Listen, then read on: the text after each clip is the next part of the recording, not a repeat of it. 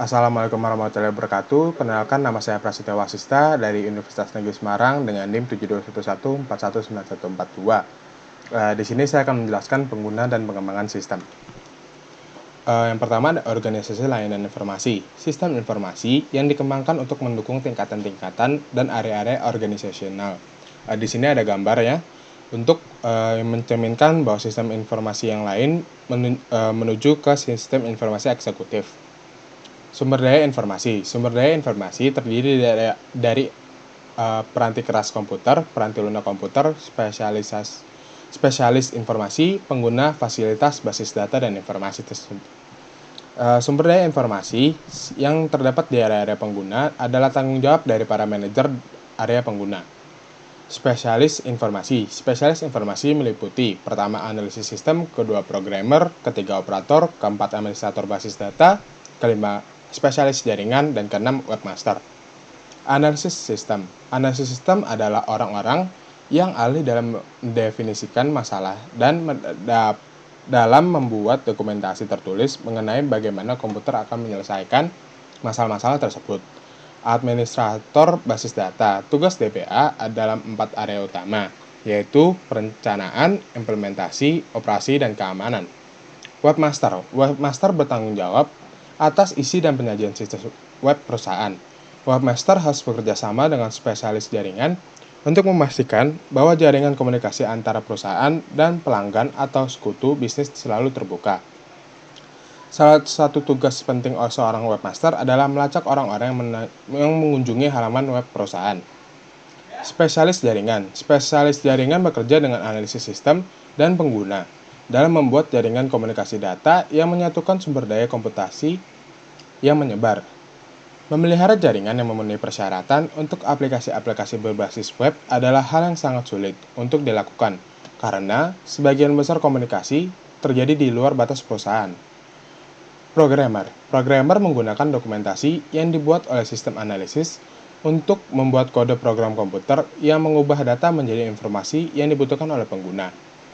Operator. Operator menjalankan peralatan komputasi berskala besar, seperti komputer mainframe dan server, dan yang biasanya berlokasi dalam fasilitas komputasi perusahaan.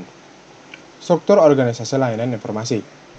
Spesialis informasi dalam layanan informasi dapat diorganisasikan menurut berbagai macam cara. Unit-unit organisasional yang pertama disentralisasikan di dalam perusahaan, dan hampir seluruh sumber daya informasi berlokasi di unit IT. Dari struktur tersentralisasi ke desentralisasi. Di sini ada gambar yang menunjukkan struktur organisasi inovatif. Perusahaan-perusahaan besar berusaha untuk mencapai suatu struktur organisasi yang terdesentralisasi secara sentral. Hal ini dicapai dengan memberikan wewenang-wewenang kepada unit IS, korporat yang mengambil keputusan-keputusan yang berhubungan dengan infrastruktur IT, dan wewenang kepada area-area bisnis untuk mengambil keputusan mengenai penggunaan IT secara strategis di area-area masing-masing.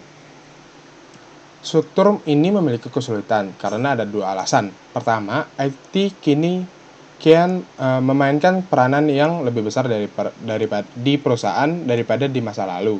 Yang kedua, ada perubahan teknologi yang pesat menuntut agar struktur memberikan perhatian khusus untuk mengembangkan pengetahuan dan keahlian informasi bagi pengguna sistem maupun pengembang, sekaligus memanfaatkan segala jenis sumber daya informasi yang terdiri dari vendor dan konsultan. Sebagai respon atas kebutuhan, para peneliti mengidentifikasikan 3 struktur inovatif, yaitu model sekutu atau partner model, kedua ada model platform, ada platform model, ada yang ketiga model terskala atau scalable model. Komputasi pengguna akhir. Pengguna akhir merupakan kata sinonim dengan pengguna. Pengguna merupakan menggunakan produk akhir dari suatu sistem berbasis komputer. Komputasi pengguna akhir timbul disebabkan oleh 4 pengaruh utama, yaitu dampak pendidikan komputer, antrian layanan informasi, murahnya peranti keras, dan peranti lunak yang siap pakai. Ini ada struktur yang tradisional dan ini yang baru. Pengguna akhir tidak perlu bertanggung jawab penuh atas pengembangan sistem, namun harus menanggung sebagian tanggung jawab tersebut. Dalam banyak kasus, pengguna akan bekerja sama dengan spesialis informasi dalam mengembangkan sistem. Pengguna sistem suatu sumber daya informasi. Pengguna dari sistem informasi perusahaan adalah sumber daya informasi penting yang dapat memberikan suatu kontribusi nyata dalam mencapai sasaran strategis dan meraih keunggulan kompetitif. Keuntungan komputasi pengguna akhir. Yang pertama ada menyamakan kemampuan dan tantangan. Dan yang kedua, mempersempit jarak komunikasi. Resiko komputasi pengguna akhir. Yang pertama ada sasaran sistem yang buruk. Kedua, sistem yang dirancang dan didokumentasikan dengan buruk. Ketiga, pengguna sumber daya informasi yang tidak efisien. Keempat, hilangnya integritas data. Kelima, hilangnya keamanan. Dan keenam, hilangnya kendali. Mengelola pengetahuan yang ditunjukkan oleh sumber daya informasi perusahaan. Beberapa sumber daya mencerminkan gudang-gudang penyimpanan pengetahuan yang berharga, yaitu ada peranti keras, peranti lunak, spesialis informasi, pengguna, fasilitas, basis data, dan terakhir informasi. Otomatisasi kantor. Otomatisasi kantor atau office automations adalah penerapan otomatisasi seperti teknologi komputer pada pekerjaan kantor. OA meliputi seluruh sistem elektronik formal maupun informal yang terutama berhubungan dengan komunikasi informasi ke dan dari orang-orang di dalam maupun di luar perusahaan. Suatu keunggulan OA adalah adanya fakta bahwa ia memberikan sumbangan komunikasi bagi orang-orang di dalam dan di luar perusahaan untuk saling berkomunikasi satu sama lain. Kantor maya. Konsep kantor maya atau virtual office mengakui bahwa pekerjaan kantor dapat dilakukan hampir di semua lokasi geografis selama tempat kerja tersebut terhubung dengan suatu atau lebih lokasi tetap perusahaan oleh suatu jenis kemampuan komunikasi elektronik. Konsep ini dimulai dengan telecommunicating, lalu disempurnakan untuk menciptakan suatu fasilitas kantor yang disebut hoteling.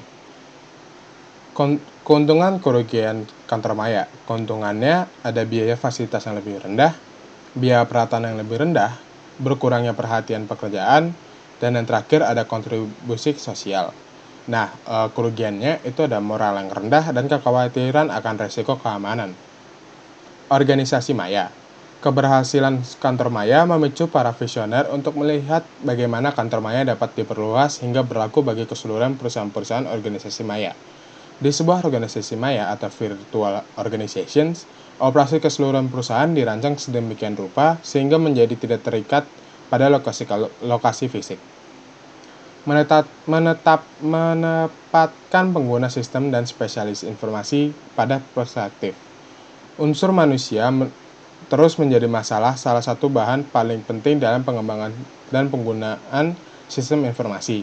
Para pemain adalah pengguna dan spesialis informasi. Kedua kelompok tersebut membentuk tim pengembangan. Sekian dari saya. Terima kasih. Semoga bermanfaat.